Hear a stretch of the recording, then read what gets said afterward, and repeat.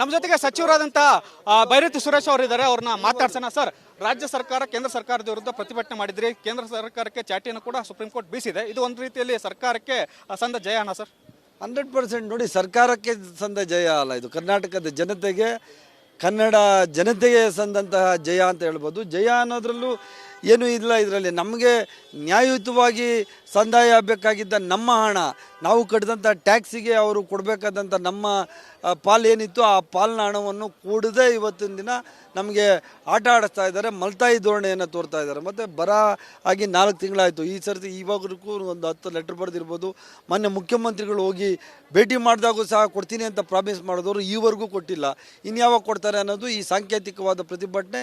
ಇದು ಇಡೀ ರಾಜ್ಯದ ಜನತೆಯ ಪರವಾಗಿ ನಡೆಯುವಂಥ ಹೋರಾಟ.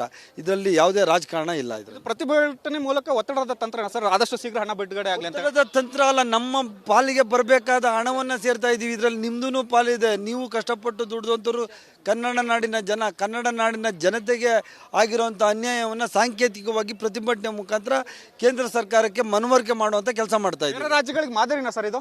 ಬೇರೆ ರಾಜ್ಯಗಳು ಭಾಳಷ್ಟು ನೋಡಿ, BJP ಸರ್ಕಾರಗಳು ಎಲ್ಲಿದ್ದಾವೆ ಅವರೆಲ್ಲರಿಗೂ ಇವರು ಈಗಾಗಲೇ ಹಣ ಕೊಟ್ಟಾಗಿದೆ.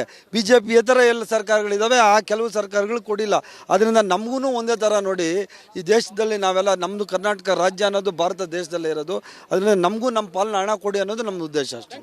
ಇದಿಷ್ಟು ಸಚಿವರಾದಂತಹ ಬೈರತಿ ಸುರೇಶ್ ಅವರ ಮಾತು. ನಮ್ಮ ಪಾಲಿನ ಹಣವನ್ನು ನಾವು ಕೇಳ್ತಾ ಇದ್ದೇವೆ, ಯಾರು ಇದು ಕನ್ನಡಿಗರ ಸಿಕ್ಕತ್ತ ಜಯ, ನಾವು ಯಾವುದೇ ಇನ್ನಿತರ ಹಣವನ್ನು ಕೇಳ್ತಾ ಇಲ್ಲ, ಬರ ಪರಿಹಾರವನ್ನು ಕೇಳ್ತಾ ಇದ್ವಿ. ಅದನ್ನು ಕೊಟ್ಟಿದ್ರೆ ನಾವು ಖಂಡಿತವಾಗಿ ಕೋರ್ಟ್ ಮೆಟ್ಲನ್ನು ಹತ್ತಿರಲಿಲ್ಲ ಅನ್ನುವಂಥ ಮಾತನ್ನು ಹೇಳ್ತಾ ಇದ್ದಾರೆ. ಕ್ಯಾಮ್ರಾಮನ್ ಕೃಷ್ಣ ಜೊತೆ ಬಸವರಾಜ್ ಚಂದ್ರಮಠ, ರಿಪಬ್ಲಿಕ್ ಕನ್ನಡ, ಇದು ನಿಮ್ಮ ಧ್ವನಿ.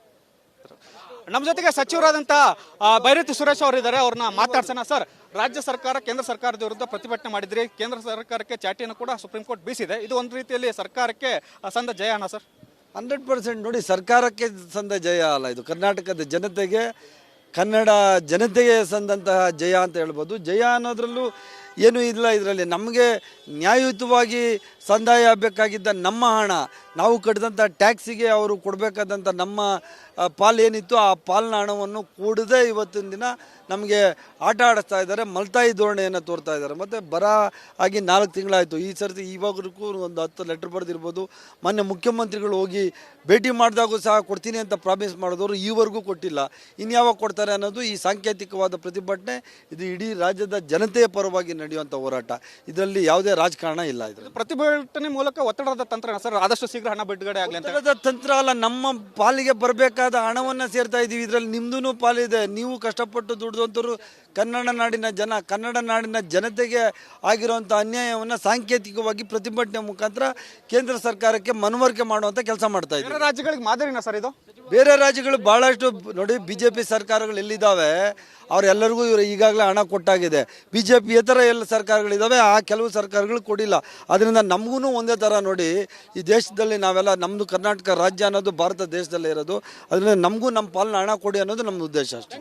ಇದಿಷ್ಟು ಸಚಿವರಾದಂತಹ ಬೈರತಿ ಸುರೇಶ್ ಅವರ ಮಾತು. ನಮ್ಮ ಪಾಲಿನ ಹಣವನ್ನು ನಾವು ಕೇಳ್ತಾ ಇದ್ದೇವೆ, ಯಾರು ಇದು ಕನ್ನಡಿಗರ ಸಿಕ್ಕತ್ತ ಜಯ, ನಾವು ಯಾವುದೇ ಇನ್ನಿತರ ಹಣವನ್ನು ಕೇಳ್ತಾ ಇಲ್ಲ, ಬರ ಪರಿಹಾರವನ್ನು ಕೇಳ್ತಾ ಇದ್ವಿ. ಅದನ್ನು ಕೊಟ್ಟಿದ್ರೆ ನಾವು ಖಂಡಿತವಾಗಿ ಕೋರ್ಟ್ ಮೆಟ್ಲನ್ನು ಹತ್ತಿರಲಿಲ್ಲ ಅನ್ನುವಂಥ ಮಾತನ್ನು ಹೇಳ್ತಾ ಇದ್ದಾರೆ. ಕ್ಯಾಮ್ರಾಮನ್ ಕೃಷ್ಣ ಜೊತೆ ಬಸವರಾಜ್ ಚಂದ್ರಮಠ, ರಿಪಬ್ಲಿಕ್ ಕನ್ನಡ, ಇದು ನಿಮ್ಮ ಧ್ವನಿ.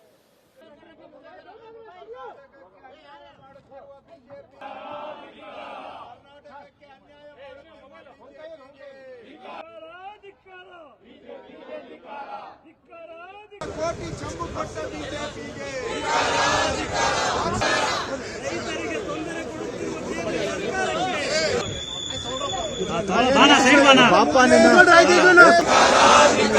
ಕರ್ನಾಟಕಕ್ಕೆ ಮಲತಾಯಿ ಧೋರಣೆ ಮಾಡ್ತಾ ಇರುವ ತೊಲಗಲಿ ತೊಲಗಲಿ.